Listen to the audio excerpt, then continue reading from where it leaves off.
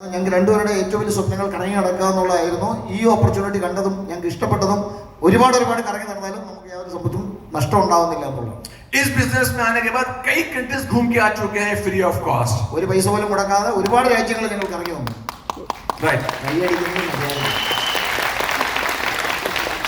एक क्वेश्चन आप लोगों से मेरे दोस्त, क्या आप जो भी जॉब कर रहे हो, जो भी बिजनेस कर रहे हो, पैसे वाले होने के बावजूद भी क्या कई साल में एक बार दो जगह घूम के आ सकते हैं क्या? നിങ്ങളോട് എല്ലാവരോടും എൻ്റെ ഒരേ ഒരു ചോദ്യമുണ്ട്. പൈസ ഒരുപാട് ഉണ്ടാക്കുന്നുണ്ടാവാം, നല്ല രീതിയിൽ ജീവിക്കുന്നുണ്ടാവും, പക്ഷേ വർഷത്തിലൊരിക്കൽ നിങ്ങൾ പുറത്തുപോയി ടൂർ വിദേശ രാജ്യങ്ങൾ കറങ്ങി വരാറുണ്ടോ?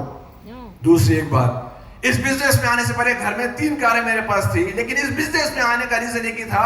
मुझे पता चला कि भैया प्लान के दौरान इस बिजनेस के जरिए ब्रांड न्यू कार तो शोरूम से खरीद सकते हैं.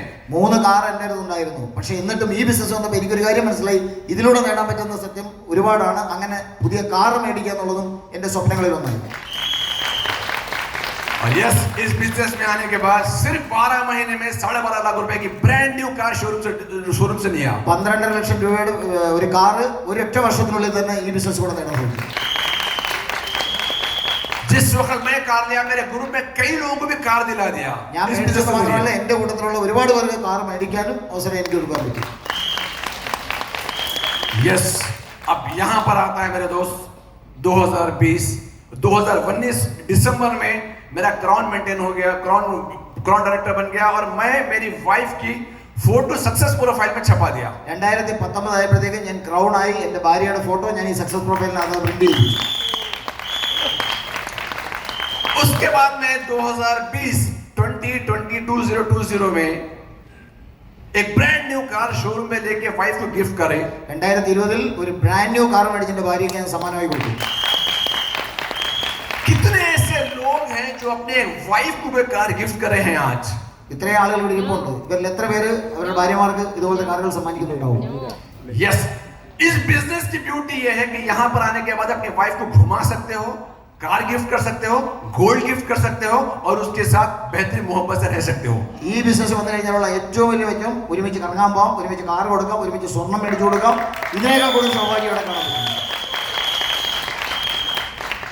दूसरी और एक बात मेरे दोस्त, जब कोविड आया, मैं 3 में 2 उसके रमजान चल रहा था, इसी तरह जो पिछले रमजान खत्म हुआ उसी रमजान से पहले ही मेरी कोविड चल रहा था, पूरा लॉकडाउन लगा हुआ बाहर पूरा, और मेरी बीवी की तबीयत खराब हुई. इमीडिएट लेकर के उनको हॉस्पिटल के ले गया. കോവിഡിന്റെ സമയത്ത് ഏതാണ്ട് ഇതേപോലത്തെ അവസ്ഥ തന്നെയായിരുന്നു. റംസാന്റെ സമയമായിരുന്നു. അവിടെ എല്ലായിടത്തും മേള നടക്കുന്നത്. പക്ഷെ ആ സമയത്ത് വൈഫിന്റെ ഹെൽത്ത് കണ്ടീഷൻ വളരെ താണുപോയി. मेरी एक ही बीवी थी और मैं इसको बहुत चाहता था, और इतना चाहता था कि उसको बस वो भी अकेलूती थी और मैं इसको बहुत चाहता था. 5 भाइयों की एक बहन, लाड़ों वाली, मैं इसको बहुत चाहता था. എൻ്റെ ഏറ്റവും ഇഷ്ടം, എനിക്കൊരു ഭാര്യ എൻ്റെ ഏറ്റവും സൗഭാഗ്യമായിരുന്നു. മാത്രമല്ല ഞാൻ അവളെ ഏറെ ഇഷ്ടപ്പെട്ടിരുന്നു, അവൾ എന്നെ ഒരുപാട് ഇഷ്ടപ്പെട്ടു. जब कोविड का टाइम आ गया, लॉकडाउन चल रहा, उनकी तबीयत थोड़ा खराब हुई, मैं इनको लेके हॉस्पिटल गया. ലോക്ക്ഡൗൺ ആയിരുന്നു, കോവിഡിന്റെ സമയമായിരുന്നു. എന്നിട്ടും വൈഫിനെയും കൂടി ഞാൻ ഹോസ്പിറ്റലിൽ പോയി. हैदराबाद के बड़े कॉर्पोरेट हॉस्पिटल में लेके गया. ले जाके जब टेस्टिंग करा गया, उनका थोड़ा सांस फूलना शुरू हो गई, घबराहट शुरू हो गई थी उनको. അവിടെ ഏറ്റവും അറിയപ്പെടുന്ന ഏറ്റവും വലിയ കോർപ്പറേറ്റ് ഹോസ്പിറ്റലാണ് കൊണ്ടുപോയത്. അവിടെ ബ്രീത്ത്ലെസ് കണ്ടീഷനിലേക്ക് നീങ്ങുന്നുണ്ടായിരുന്നു. डॉक्टर जाके चेक करके बोले कि हर चीज ओके है, कोई प्रॉब्लम नहीं है, थोड़ा सा हाइपरटेंशन का शुगर बढ़ गया. ഡോക്ടർ പറഞ്ഞു ഒരു പ്രശ്നമില്ല, എല്ലാം നോർമലാണ്, ആയുള്ളത് ഇച്ചിരി ബ്ലഡ് ഷുഗർ കൂടുതലാണെന്നുള്ള മാത്രമേ പ്രശ്നമുള്ളൂ. अब अंदर जाके टेस्टिंग कर रहे हैं आईसीयू में. उनका डॉक्टर्स पूरे 5 डॉक्टर लगे हुए टेस्टिंग करते बैठे, और मुझे बोला गया कि भैया थोड़ा सा पेमेंट करके और बाहर जा करके. എന്നെ വിളിച്ചിരുത്തി 5-6 ഡോക്ടേഴ്സ് വട്ടം കൂടിയിരുന്ന് സംസാരിക്കുന്നുണ്ട്. എന്നോട് പറഞ്ഞു ഞാൻ പോയി പുറത്തുപോയി പേയ്മെന്റ് എല്ലാം കൊടുത്തിട്ട് തിരിച്ചു